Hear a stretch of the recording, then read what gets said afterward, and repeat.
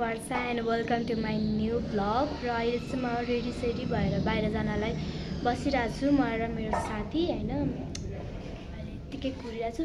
तपाईँहरूलाई म मेरो लुगा देखाउँछु।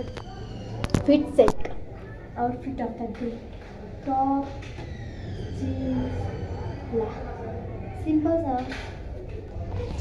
नट सो स्पेसल होइन। अनि अहिले चाहिँ म त्यसको वेट गर्दैछु, अनि त्यो आएपछि हामी भेट्छौँ है। बाई।